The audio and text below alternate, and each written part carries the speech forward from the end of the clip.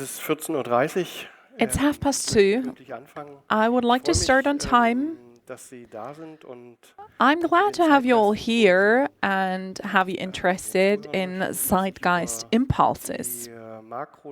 I would like to tell you more about the macro trends, the big trends for the future. Those of you who don't know me, I'm from the fashion industry. I've been doing trend forecasts for more than 20 years now, and I work, among others, for Deutsches Modeinstitut, the German Fashion Institute. So I'm tracking Zeitgeist and translating it into impulses so that you can understand the relevance for society and for design. Zeitgeist-Impulses often start with everyday things that happen to me. And this year started with quite a strange impulse, a movie I watched. I spent a holiday with friends out in the countryside, a villa in Poland. So this was a streaming movie called Don't Look Up, which is about the threat posed to our Earth by a meteor. And it left me with a very strange feeling. Meryl Streep played a quite freaked out president who was marketing driven, only caring about her image. Her son was her best consultant. But it was about looking away from change, neglecting some big risk. And this big risk was the threat of the destruction of our planet. And our group of friends had a heated debate about whether this movie was good or bad. And we all had a very strange feeling about even rating that movie because it was left a strange feeling of something that might destroy us. I don't want to spoiler you, but it's very funny, but also very exhausting. And in the end, everything is destroyed and not. But actually, I think we are the meteor. And this is something, this hard start into the new year, I try to translate that. This feeling that we are the meteor, I would like to translate that into 5 impulses. I'm collecting impulses. I'm looking at the world, and the world is looking back at me. It means you both observer and observing at the same time. There's always action and reaction. So that is my idea. The first impulse is coexistence. The older ones may still be familiar with the term from Cold War. Peaceful coexistence was the political foundation of coexisting on our planet. And I think we need to learn that term, what it means from scratch, because we're now taking a new stance. Looking at our planet, we know this small round-shaped ball here. We learned new words, totally new words, like the news last night. We have to think about zoonosis. 3 years ago, nobody even knew what that was. And that not only has an impact on us, but everything we do with each other, how we interact, we have a larger perspective because we need to feel as part of a whole. And everything we do, every tiny thing has an impact on the rest. Every impact matters. I really like that. These are pictures from a book published by IKEA in cooperation with Phaidon, one of the most important arts publishers. And it's about our relationship with our planet. We and our planet. What do we do? How do we live with and on our planet? What do tiny things actually cause? We are the planet. We're part of nature. So actually the best photographers were two Finnish people, Caroline Jant and Rita Ikonen, who made people become part of nature. This was an exhibition in Munich. So I don't think there has ever been a better visual representation of us being part of this big whole. So we cannot be the ones who destroy it all because we dominate it. You know, there is a new term for the future, and I really, truly believe in that. We're at the start of a new era. 1429, maybe, not 1492. Normally we don't look at those long periods of time when we talk about trends, but non-dominant domination is the start of a new era. We have to stop living in domination, thinking as those with the most power. So we have to try and find a way of how we can coexist with everything else that exists. This is Milan and Copenhagen. These are great examples from an urban landscape. How can we achieve peaceful coexistence with nature? We all need space. We have to share our space. Torre Bosco, I don't know who has already seen it in Milan. It's great. And here, this is an incineration plant, and they actually put up a slope. And you can actually, it's like an alpine slope where you can go skiing in summer in the city in Copenhagen. Our Time on Earth is an exhibition currently showed at the Barbican in London, and seems to be a big wave of perception. We have an impact on the planet. Our Time on Earth is like the starting point for rediscovering our relationship with this big whole. So there are exhibitions across various exhibition sites in London, in Karlsruhe here in Germany at CKM, Reclaim the Earth, Gaia. So I'm thinking back to my former boss, Edelkort. Every time we did a trend presentation, she always talks about Gaia, the goddess of the earth. This is not about the principle of deity, it's about coexistence. This is something we need here on Earth, a new balance that we need to find. And we're no longer the power factor. We're part of a coexistence. I really love this motive. Another confrontation by Agnes Denis, which was showed at Piccadilly Circus, where a woman is depicted out in a field harvesting. This is something we totally neglect in the urban landscape. And in order to allow for such coexistence, we no longer only need us, our stance, the egocentric view through an iPhone lens out into the world. We need many different eyes and perspectives. And the symbiotic seeing exhibition, which ran 2 years ago at the Zurich Kunsthaus, is, in my impression, the best representation of our complex, coexisting view of the world. So we need the eyes of us all. So for me, this is the key to any peaceful coexistence. If we look where we're coming from, where this learning process has considerably picked up pace, this is a Brand 1 magazine cover, which says how we learned how to take a break. So we had to learn how a pandemic actually works. So we suddenly realized that we can actually slow down. So Google software, Madame Edelkort that I mentioned just a minute ago, Google actually adopted this lifestyle of being soft, taking care of your own mental health, software as soft technology. We actually experienced such a period in time, so we have to understand that this was good. We learned that we can slow down, but this time is over now. What we need to learn right now is that globalization, this effect that we experienced, as the economists termed it, it's a new term in the economy, because globalization at the pace and with the impact that we have seen over the course of the last 50 years can no longer exist. Globalization, it was not a trend expert who coined that term, but economists who said we need to change.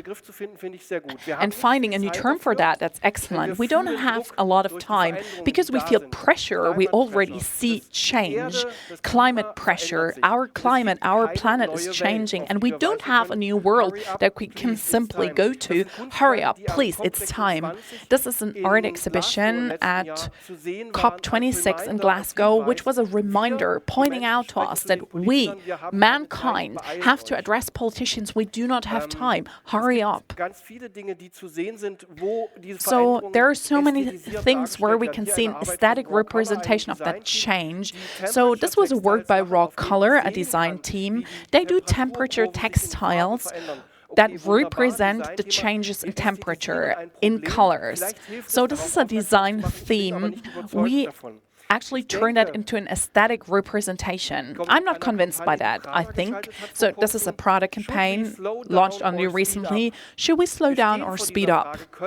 This is the question we have to look into. So can we actually afford to slow down? Because the questions we're faced with means we don't have time. There is no yes or no. Or speed up. Slow down, speed up. What should our speed be in the future? We should speed up in order to slow down, and vice versa. We have to hurry up to slow down, and we have to seize this period of slowing down to better tackle climate change. Another aspect. This is something I'm most worried about, actually, because this is part of our hyper-consumption society, which I think is honestly over. So this is a US patent which was registered on the 24th of December 2013, where it's a patent registered by Amazon, a concept to deliver products to us before we even ordered them, before we even know that we need it. I coined the term pre-immediateness for that, because everything is delivered immediately. In a couple hours, if I live in one of the big cities, the item will be delivered to my doorstep. Can we afford that? Is this sense of time actually right? Does that fit our current lifestyle? Because we live in a society of hyper-consumption. We have a supermarket offering every item available all the time. This is actually a picture taken by Andreas Gursky in 1999. And in 1990, Barbara Kruger created the work of art, I Shop, Therefore I Am.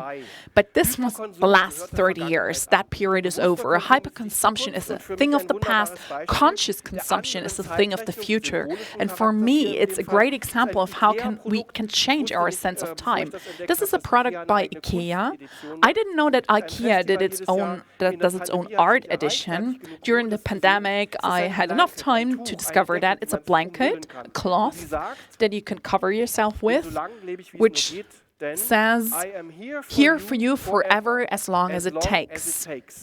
That's something I would wish to see with many consumption products. They can live with me, age with me. Maybe even my heirs will still use them, you know? So we develop different speeds, a different sense of time. And we're met with hyper-reality, the fusion of our reality and digital reality. Someone, stupidly enough, tried to find a new word for that, which is not as nice as hyper-reality or pluriverse. It's metaverse. It doesn't mean anything because meta is something above, and I don't think metaverse is going to be our Uber world. No, it's going to be a firm part of our universe. And on the other hand, how shall I say this? It's an expansion of hyper-consumption. We consume as much that we can't do it in the real world anymore, so we create a new world where we can even consume more. That's actually not the kind of development we want to see, but I think the space of reality has significant potential for our creativity. And if we still want to live fast fashion, that's where it's supposed to be. It should be where it doesn't have any real physical impact. Hyperconsumption in a pluriverse.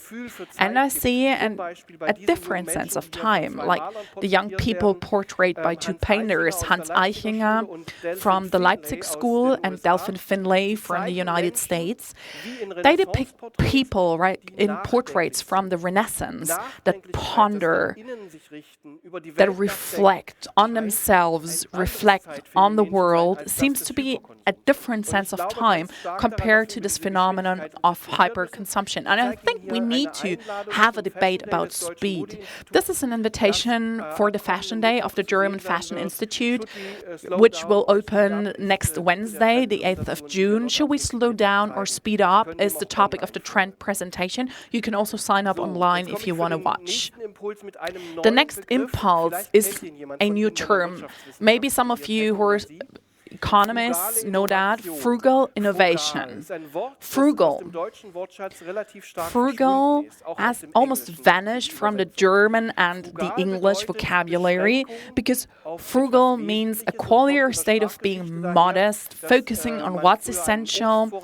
Because earlier you had to have a supply of fruit, you have to stock up on fruit.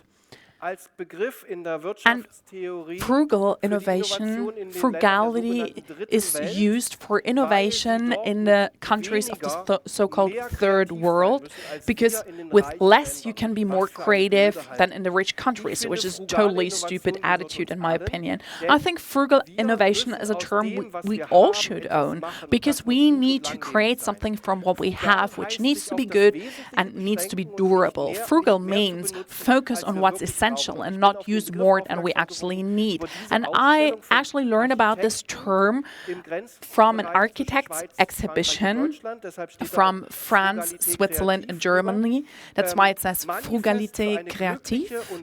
It's a manifesto for a happy and creative frugality in architecture and city and rural space planning, which is quite a large term.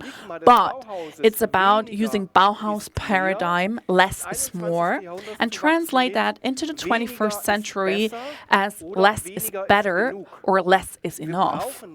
We do not need all that, and it's a great example. A community in Japan, in Kamikatsu, and they built a zero waste building where they use all waste material or materials that could possibly be reused, and they actually made a question mark. The shape of the building is a question mark. They want to be a zero waste community. They collect everything and reuse it. So the community does that because there is no global or national system to do exactly what they're doing. So it's great to have this question mark out there, because we need these kinds of systems to create a circular economy. Use what you have, use what is there. The three examples here are three recycling projects. Dirk van der Kooi, plastics material, Fernando Lapace, based in South America, recycled corn leaves used as a veneer, and Simone Post uses residue from the textile industry to turn them into carpets. So these are future-oriented projects. We learn a new aesthetic by frugality, which means recycling doesn't equal bad design. Recycling has a totally new aesthetic that we actually should look into. At ECAL, there was a great project, the Lausanne Art School, where design students actually did research on certain materials for the course of 2 years. How can we use these materials to actually fit them into our current idea of design? And there's a great book I would actually recommend about this product. So this house is a very iconic example of that. The Exploded View is the title. It was at Eindhoven, the last Dutch Design Week, and this house was built with more than 100 natural construction materials that we normally do not use. Minerals, fungi. If you want to learn more about it, I have one of the mycelium bricks at my booth in the Innovation Corner, so feel free to come up and hold in your hand. So frugal innovation means less but better. And maybe the shortest path to achieve just that is the supermarket of the future. It's the Rewe market in Wiesbaden, Germany. It's a Rewe research project where you have the greenhouse with all the fruit and vegetable right on top, right in the first floor. So 0 kilometers transport. So regionality is what we need for many, many products, and we need to use new signage as well. So you might know these 3 Fernand links. The New Modernism book that you see up here was published in 2010, and the authors tried to find a sign for every aspect of our life to depict recyclability, circularity in our society. It's a great book. It was published 12 or 13 years ago, and this is something, a reality we definitely need to face up right now. So quite a big leap here. Maybe the digital room is something that will help us achieve frugality, consume less. Definitely, this melting of digitalness and reality is very present right now, because we use digitalness in many, many areas in order to predict what's going to happen in reality. So you see a sofa here. You don't know whether it's real or whether it's just animation. And something that happened to me for the very first time, that was last fall in September when I went to the Milan furniture trade show. And I was in a room and I didn't know whether the object was real reality or digital reality on a screen.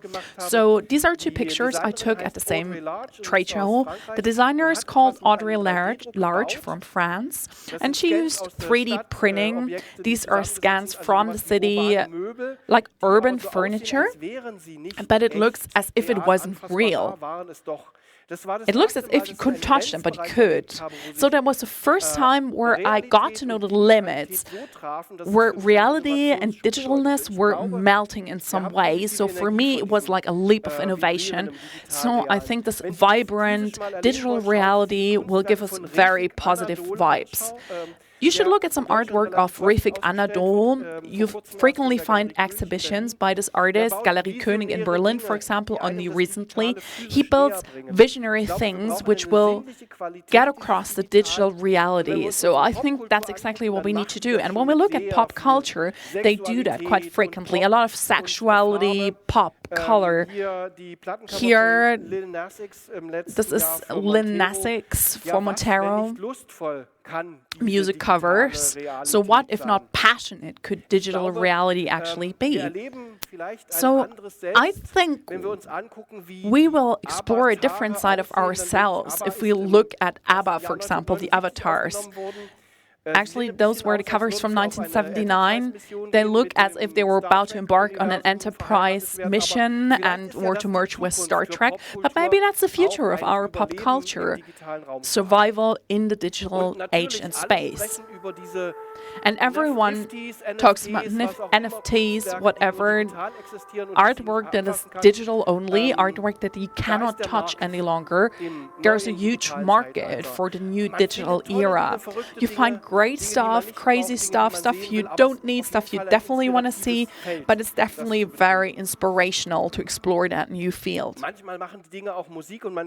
Sometimes these artworks make music and you can put it in a frame, but we have a strong communication problem when we enter this world, because each new technology is a reprogramming of our sensory life.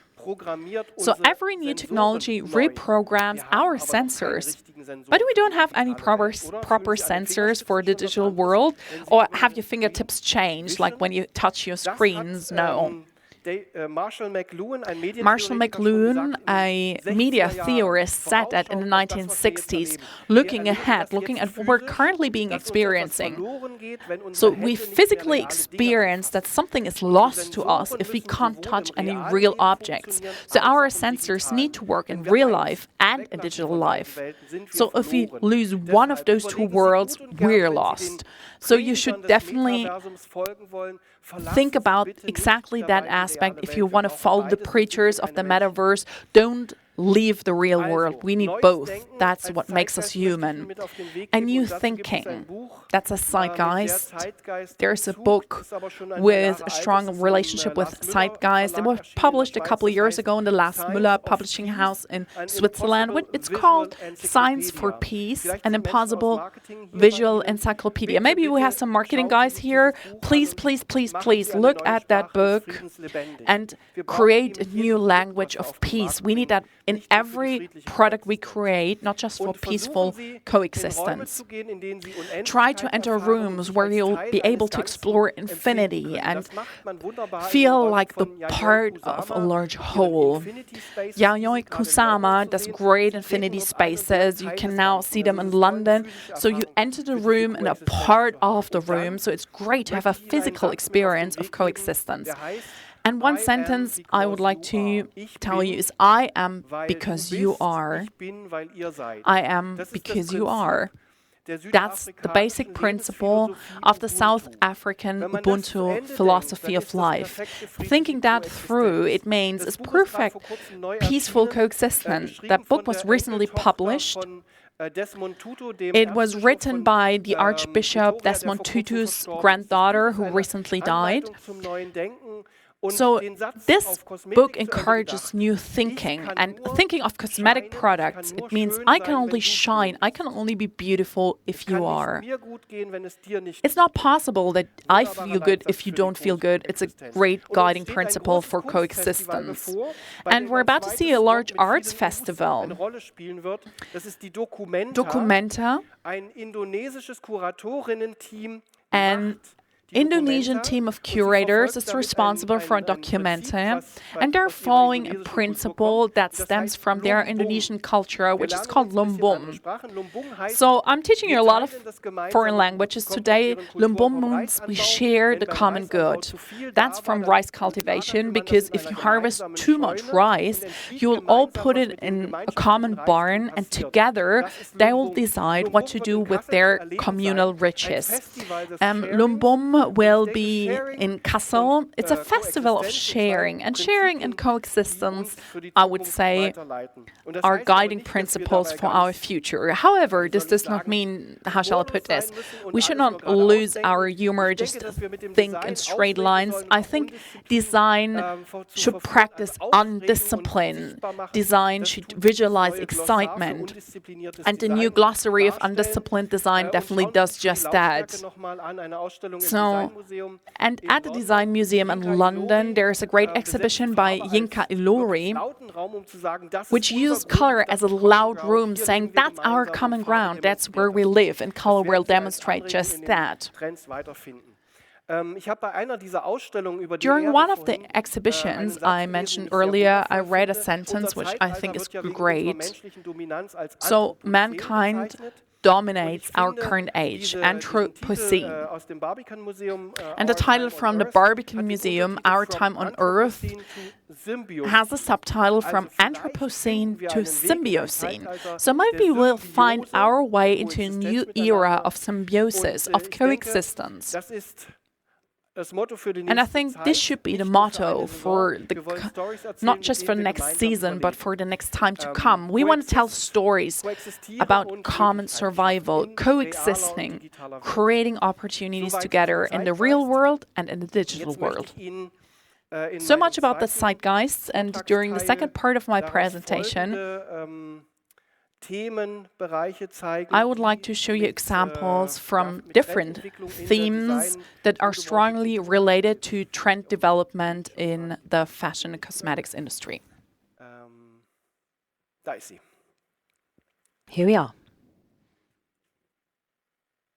Voilà. Et voilà. Für alle die vielleicht vor einem knappen halben Jahr oder So, halben Jahr hier all waren, of you who die were haben here Premiere half a von year CB ago, Impulse physisch hier you've gemerkt und physically kennengelernt. Wir haben felt mit der and met the CosmeticBusiness premiere versucht, ein of CB gemeinsames Impulse. Konzept Together with für Trendthemen Cosmetic zu Business, we entwickeln, tried das to develop a shared designübergreifend concept, a joint funktioniert concept for und trends, diese Zeitgeist-Themen, die which ich eben works präsentiert habe, versucht, interdisciplinary and tried to translate these zeitgeist impulses I showed you into design-relevant channels, which can be great sources of inspiration. So you see some stuff from last season, but I'd like to continue telling that story. So first trend theme is cohesive. So keeping together, growing together. And this is a precious stone in the background because it's about the layers of cohesion. So we are currently exploring a world of growth in an area that never was on our radar before, which is the kingdom of fungi. There's a prospering universe of fungi all of a sudden. I think the structures that represent this living growth is something we need. Things shooting from the ground like mushroom, forming unexpected networks, creating stable structures which are still light. On the right, you can see a practical example, actually. This is a chair which the seed of that chair has grown organically, has been created by living organisms. There's a lot of aspects in color reminding us of the viability of the mushrooms, starting with the vase in the middle by David Wallner, who is a Czech artist. I think these mineral colors that the mushrooms bring us, the fungi bring us, the mineral grading is what I like. And there's a new softness in this color. And you see the tonality, which is very soft, very light, and has a pastel character. Mineral colors play a great role. So you should look at what nature has to offer in terms of color and colorants. So when we look at these fungal worlds, we see a soft matte density. Sometimes things are gently glowing, they're dense, round, soft, they have volume. And this matte density is intensified by this tonal color. You see light copper beige or peach nougat, and then they exude a certain kind of warmth. It's almost like skin. So it's a very cosmetic character. It's about volume, which can still be lightweight. So for the first time in many seasons, we're rediscovering power and neutrality in the absence of color. All of a sudden, we discover natural grays, shades of gray, which we take from the kingdom of mushrooms and fungi. We see surfaces and materials which are strongly textured, strongly structured. So rather than multicolored, we have multi-structure, creating a vitality which redesign this whole color space. In these growth patterns, which remind us of marbling and layering, like a heart here, or a glazing which looks like a mushroom, we see structures which create a life on structures without being loud or multicolored. We see a new color in shades of gray, oscillating between copper and mauve, representing a new softness, shedding a different light on colors. When we see the colors side by side, they're not loud at all. They're very neutral, in fact, and we see them as a warm spectrum, which goes very well with the grays.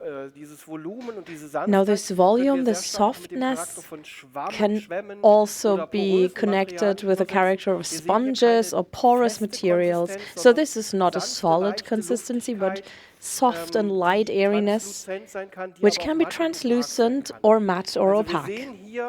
So what we see in the first color spectrum, cohesive, we see a new spectrum, a new poetry of organic growth. And we experience a new kind of hesitancy in neutral and pastel and soft skin tones. So this, it translated into fashion impulses. This means that we see a new tonality, softness. This goes very well with the new collection by Stella McCartney,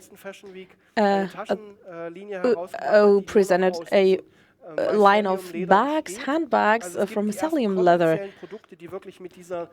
So the first few products are already working with these materials. Remember these fine grading, the tone in tone that we haven't seen in a while.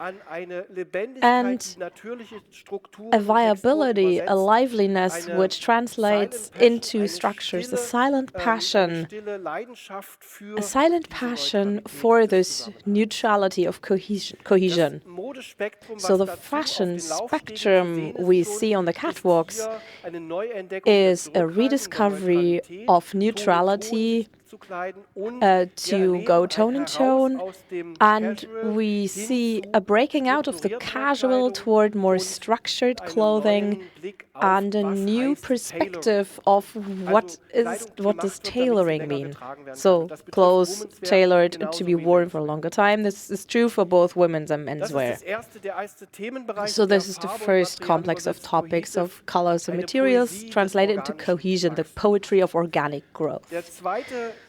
The second complex of topics is directly related to what I said about creative frugality and frugal innovation earlier. You can also see this image that I'm reusing, textile recycling.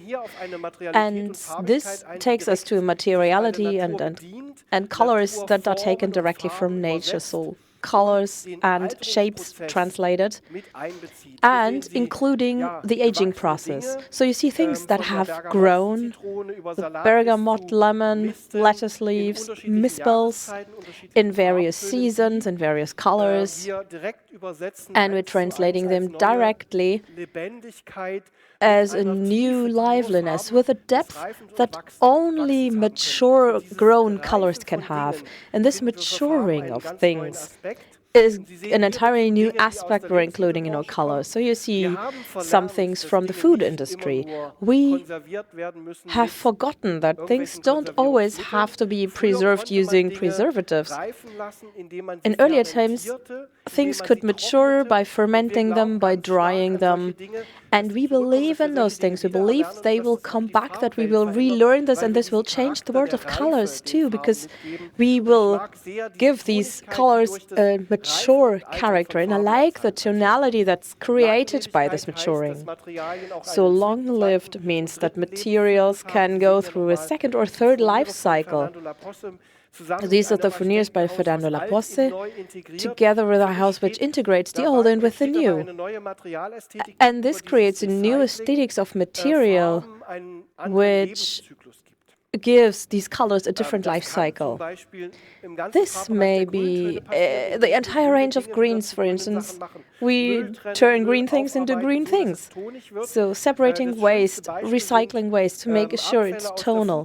The best example is food waste from tomatoes, which are translated into a 3D printed PLA value, so an organic polymer, which can then be used as a breakfast plate and retains the color from the original.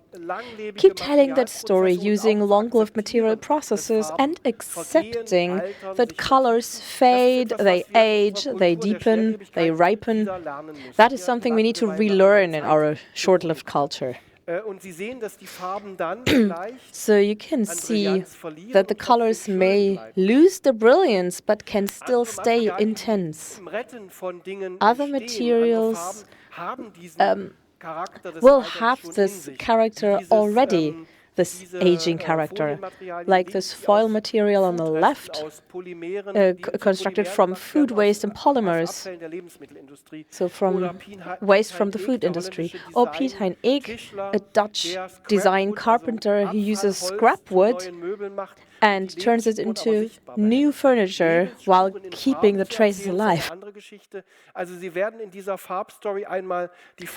You will find these colors come alive when taken from mineral structures and what they may look like years later once they've aged. So there is a living and fading in the colors. Materials show processes, they make them visible, make traces and textures visible, they become alive. And this opulence of the simple, why not show that? The opulence that fades. A wood specialist once told me that the wood you can see in the middle, the piece of wood is right now all the rage in the furniture industry, using things that have already gone through one life cycle. And actually, old wood or aged wood is becoming scarce at the moment. So traces of use also seen in colors, from a deep green, which grays out, to a gray-green, which has a different cycle of life. It's very interesting to see. And this also works with minerals and stones. So on the left, you can see a stone cycling, recycled stone, recycled minerals. They have their own color spectrum. You see the deep darkness. It's not black. It is colored dark gray anthracite. It's a beautiful color range that opens up here. So use the ugliest recycled polymer gray and it will turn into something beautiful. So long lived, this is about the beauty of various life cycles, of diverse lifetimes. sometimes. And when you communicate by color, use names that tell it. Why not call it dried beetroot for a dark red? Why not ginger brown? Why not indigo essence? Give things interesting names, names that tell a story of a life lived. These aspects come out beautifully in fashion. This is Chloe Gabriela Hurst, a designer in South America, living a completely different ethos of design. Look at what happens when textures and structures are reinvigorated in knitted fabric, in tissues. The fashion spectrum is really broad, and we can see that it's important that things can age. When you use it, when you know, okay, I can wear it for a longer time, the color traces are different from these perfect one-time things. So in the shoe industry, you usually treat the surface of leather until it looks artificial. So we have to relearn to create artificial newness, or unlearn that. The most beautiful jacquard fabrics are in the Louis Vuitton collection. They remind you of large paintings, fabrics that can be long-lived.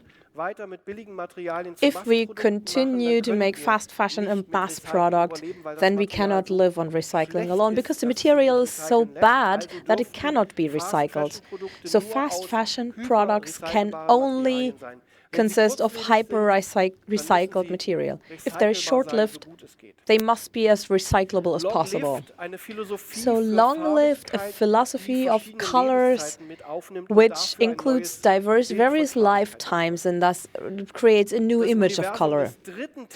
Now the universe of the third topic is called radiant. This is about the shining of colors from interim worlds, or which can be real or digital, from somewhere else, from otherwhere. And maybe this reality is something that stems from our imagination. Maybe it's somewhere our imagination can come alive, our fears, our dreams. If you look at new Netflix shows, they're very strongly about negative heroes, anti-heroes, mystical ideas, living in different times where we may not be as happy. There's dystopian tendencies, and we're trying to shed some positive light on this darkness. So the three most important, intense sources of light from this darkness are here. So it's a pigment between red and magenta, oscillating back and forth. You can find a synthetic turquoise and lapis lazuli blue, colors which are so brilliant that we can barely depict them at all. When you look at the real thing, at creme pigment, you will actually cry in frustration. Crema is one of the most important pigment companies in Germany. It's a treasure we're keeping. So look at the real things when you're making colors. It is an incredible universe, and we need this brilliance, this shine.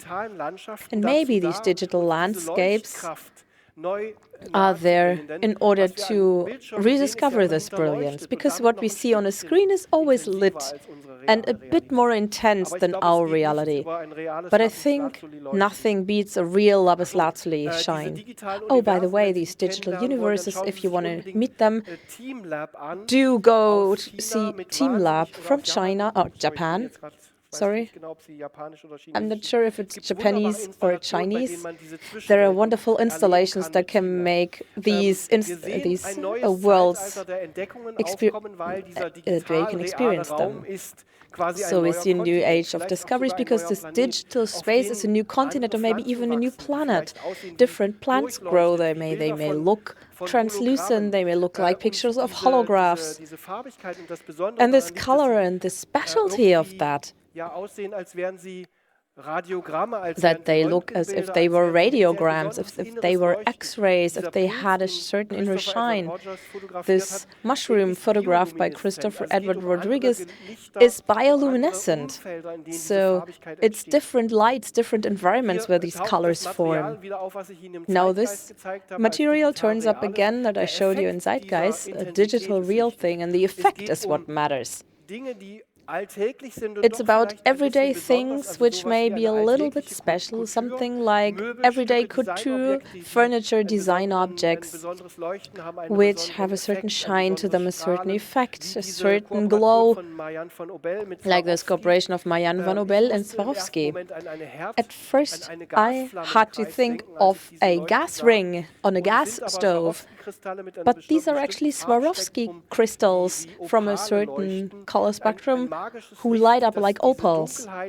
A magical light which fills the darkness with ultramarine and lapis lazuli.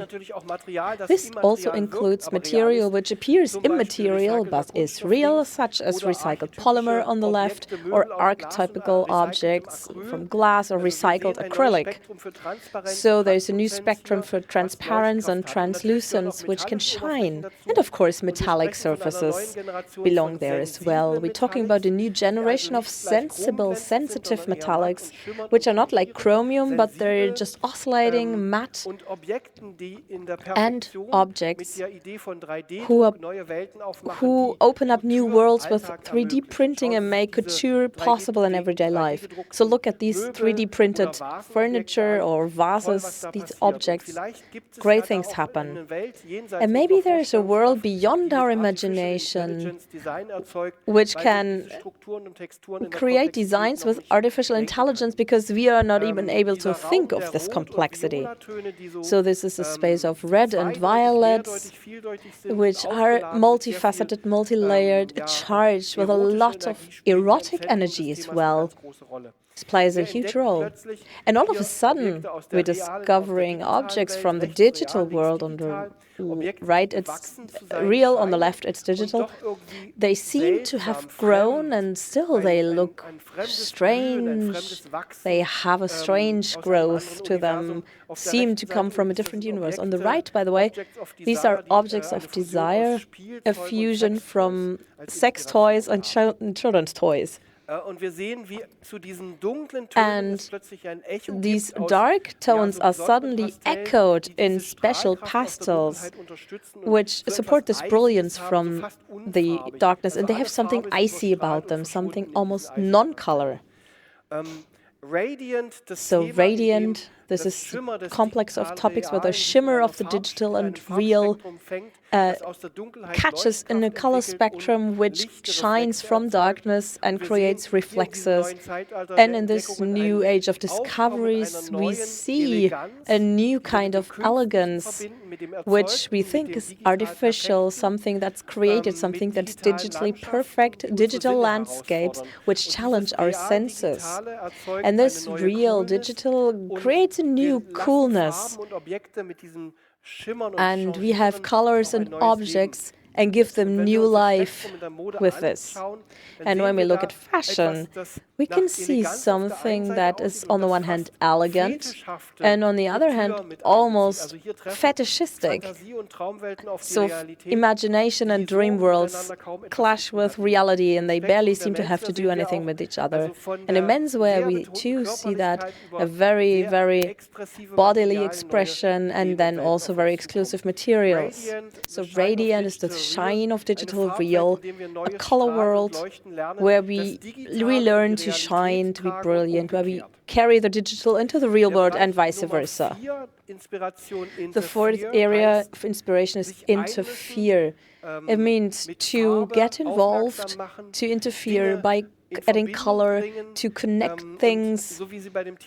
And as you can see here, suddenly introducing color into a room of neutrality. I took that picture at the fair, where real and artificial material communicate with each other, and color is influenced by neutrality.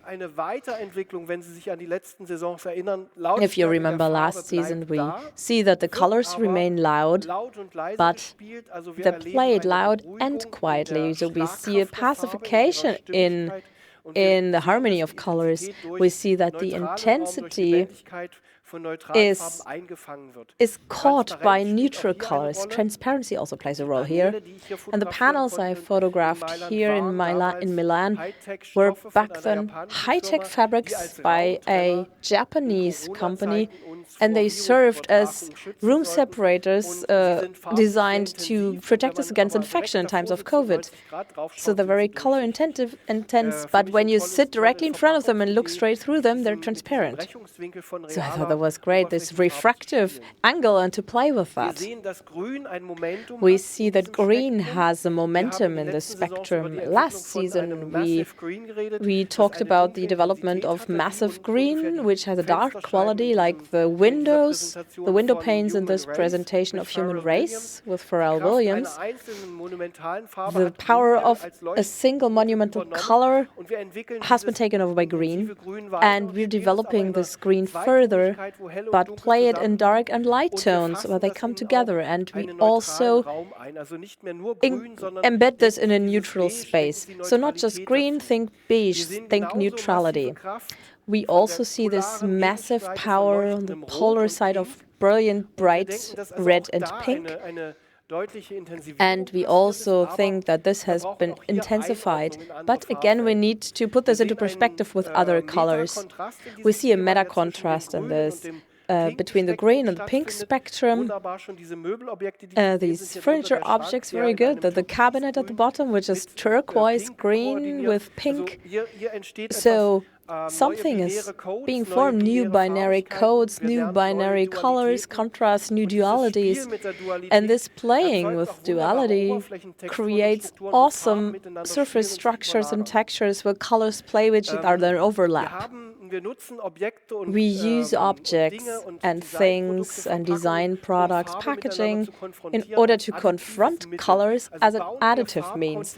So we're building color concepts, harmonies, putting them into new harmonies, and we see a new color geometry turning up here. Not just individual colors and color objects, but also structural, geometrically designed colors and patterns. In fashion, we see a revival of patterns, of prints, of meshes, which are strongly geometric and abstract. So colors from the abstract spectrum translated into patterns. And this geometry can have this playful brilliance, like this Yayoi Kusama painting. Remember the infinity room I showed you? The same can happen with world structures, patterns, which I think are very important for that kind of room. And we can see a beautiful example, a great design examples of framing color in neutrality.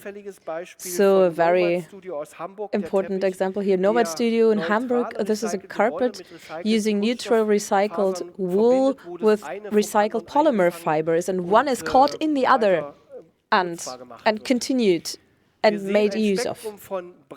So we see a spectrum of browns and grays added to the strong colors and the pastels as a neutralization palette factor, which we haven't used so far because the neutral colors were pacifiers in a separate topic, but now we see it in connection with these intense colors. And I think color is a fluid means and should be used as a fluid means in order to create new ways of gradings, new soft contrasts.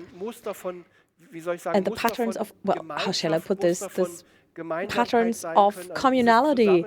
That's what they can symbolize, a convergence of ideas translated in color. Now, grading plays a huge role in fashion at the moment. Have grading colors. It's a challenge for print technology. I think it is a great challenge everywhere. So this fourth topic, interfere, is a challenge for new combinations of intensity, and you can see that this is shine and brilliance. So symbolically, at the top we have pure camel as a balance, a counterweight to activist pink. Why not Egglacure, Mamba green, which is radiant, the synthetic turquoise, a yellow of turmeric. Can't think of the German word right now. Whatever. And red pigments. So you see color and neutrality interplaying. Color beyond primaries, be developing from the in-between. Play with color contrast and the patterns. Repattern the color. And maybe You have to be playful about it. Don't grow up. Remain playful in your creativity. And in fashion, we can see very clearly how this play with color changes the fashion spectrum, how this intensity suddenly becomes more radiant and shouting out, "I'm here." So dopamine dressing to a conscious statement, color as a strengthener of individuality, as a means of expression of positive energy. I think that is what Interfere is trying to tell us. Patterns of togetherness. And to me, this is the bridge to the beginning of the Zeitgeist, because I think color can be a good medium to promote coexistence. Because in our international color cultures, we can exchange colors, and so coexistence is something we also think in colors. So much for Zeitgeist and color trends. I think I'm 5 minutes over time. I hope you forgive me. Take this away into the next season. I think these 4 clusters that I open up are great pathways we should follow and continue to follow. I don't think we have to reinvent everything every season. We're just telling stories and continuing to tell them, and we're doing this with positive energy. So if you would like to hold a future object in your hands, visit me at my counter at the Innovation Corner. I have a small showcase with artifacts of the future. You can take something grown from mushrooms in your hand. So if you want to look up everything we've heard and seen, it's all being recorded, and for a limited amount of time, it can be retrieved and rewatched on the Cosmetic Business website. So please carry our ideas out into the world and come see me at the German Fashion Institute on Fashion Day. Thank you very much.